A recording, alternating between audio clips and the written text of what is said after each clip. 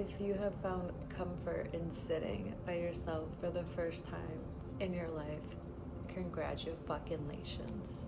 That is a huge achievement. That is something that most of the population not only cannot do, but can't and won't even think about doing. Like, honestly, think about the last person you saw just sitting there for longer than 10 minutes, just literally sitting with themselves, not scrolling, not having to have music to drown out their thoughts, just sitting there. Probably not recently. You probably don't see that a lot. I sure as hell don't. And honestly, I'm kind of guilty of mindlessly scrolling. But like I said, if you are finally sitting in your energy and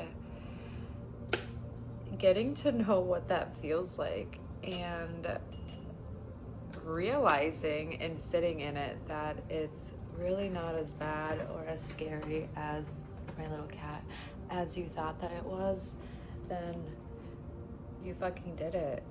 That is most of the battle. That is something that most people dip their toe in and then are instantly like, fuck no, I'm not gonna look at that shadow. Because you know why? People are afraid of looking at their shadows because we have been so conditioned by society to think that we can only project light and that we shouldn't have things weighing us down and that traumas are something to be ashamed of and something to just speak to your therapist about, when really we are all walking around with them and we are products of them. And sitting with ourselves and looking at our shadows and looking at these issues and these parts of us that we have been so ashamed to get to know. In doing that, we find the salvation that we put on this front that we have. I don't even know if what I'm saying makes sense, but I hope it makes sense to you, and I think you can relate to what I'm saying. We are so conditioned to just pretend that everything's fine that we bury these parts of ourselves. And you, my friend, for the first time are realizing that burying these things isn't the key to it because they still control you. And now you're getting to a point in your life where you are literally mourning the parts of yourself. Like, that is you right there. And that's your coffin. And you're sitting there literally thinking back on the old version of yourself, like, wow, all of these parts of me were parts of myself that I thought defined me when really they were just chapters of my life. And that's not to say that you don't associate as those parts of yourself, but you are now stepping into a version of yourself that is quite literally mourning the past, because a lot of the things that happened in the past and a lot of the things that you tolerated and that you endured, you're realizing were things that you did not deserve and that you should have never endured, that you will never endure because you will never allow yourself to do that. So in stepping into this new light and stepping into this new energy, you are also leaving behind parts of yourself that got you by in life. While they weren't good chapters of your life, they were still chapters that happened and you were there for yourself. So it's this bittersweet feeling that you're feeling, but you are bringing love into those areas that never had love before. You got the Knight of Cups here. In this particular night, he is headed towards the left, so my left as I'm looking at it. And I always associate that with the past. So I view this as like you quite literally sitting with this energy, feeling this energy, mourning it, and then you also bringing love and healing back into all of these broken pieces of yourself that you feel like you are mourning and leaving behind. You're not leaving them in the dust. You're not saying like, fuck my problems, fuck my traumas, I'm gonna ignore all of you and I'm gonna live my life happy. No, you're sitting with them and you're nurturing them and giving them the love that you needed at that time but you never received. And that is a beautiful energy to be in. And okay, these two want to come up. And I commend you for it because, like I said, a lot of people are really afraid to do that work because it's hard work, it's serious work. And I don't even know why I'm telling you it's hard work and serious work, because you're doing it and you would probably sitting there like, girl, you don't even know. You don't even know. Yep. I bet you I could write a book about it, and you probably could. And if you're being called to write, you definitely should. But yeah, you got the Knight of Swords here and the Page of Pentacles. So with these two guys here, actually, hold on, I want to get one more.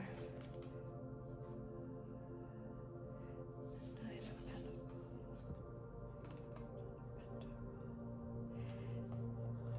Oh, I'm sorry, they're falling. I'm just looking at your cards. And the Knight of Wands.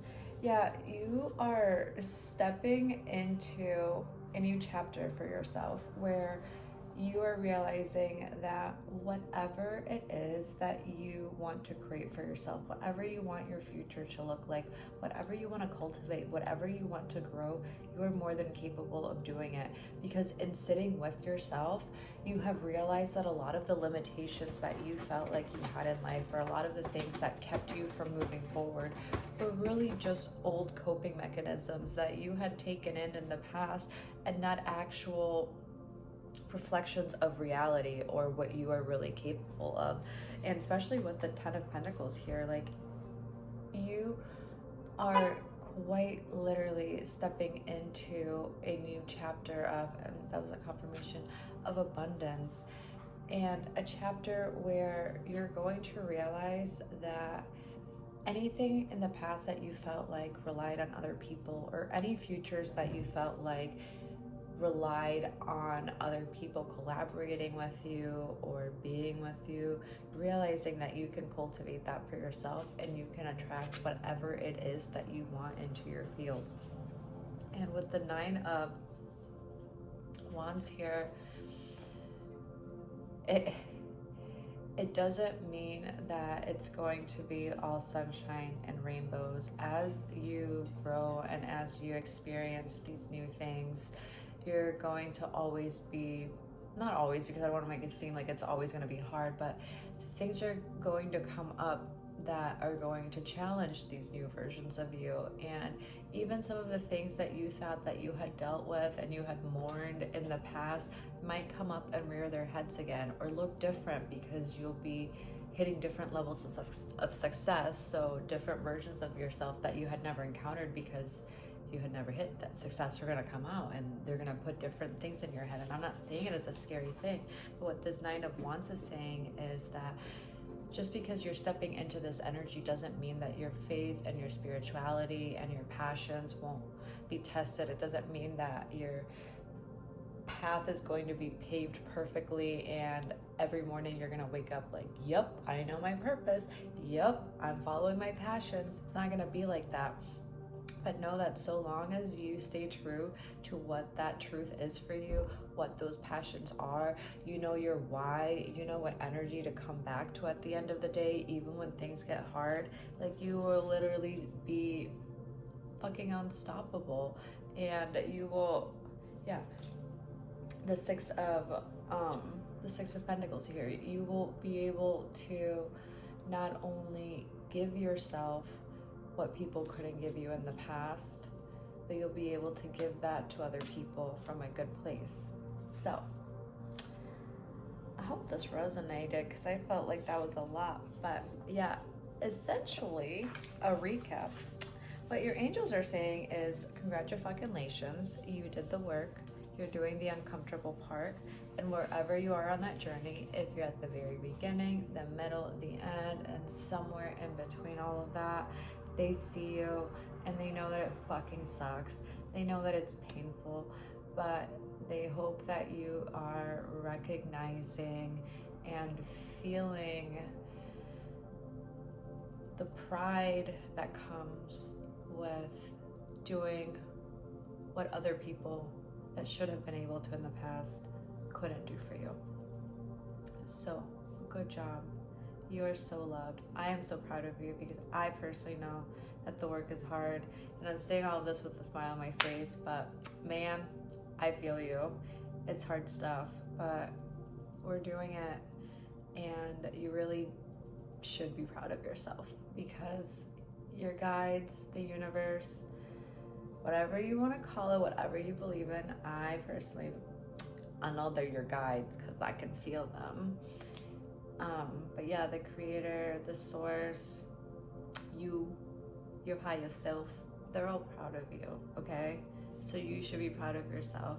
Be gentle with yourself, especially as you're doing this work, because I know some heavy stuff can come up that you're just kind of like, what? And you can feel a lot of shame for yourself just because you're kind of like, how could I put up with that? Or how could someone treat me like this when I didn't deserve it? Or how could I do X, Y, and Z?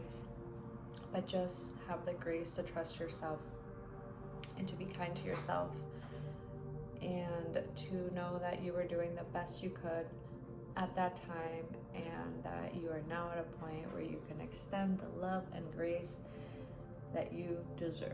So, before I continue rambling, I am so happy that you're here. I hope this message resonated, and I hope you feel a little bit more seen, and know that you're not alone, and your guides are always here to guide you and help you. You just have to call on them. You can speak to them and they will speak to you. Just be open to their messages, because they show up in some very random ways sometimes. Not super in your face, and sometimes very in your face. But yeah, I'm Natalie, if I didn't tell you. I hope this resonated, and I hope that I see you so soon. So yeah, if you liked it, subscribe, like, leave a comment, no pressure, but a little pressure, because if you're still here, you should. Bye.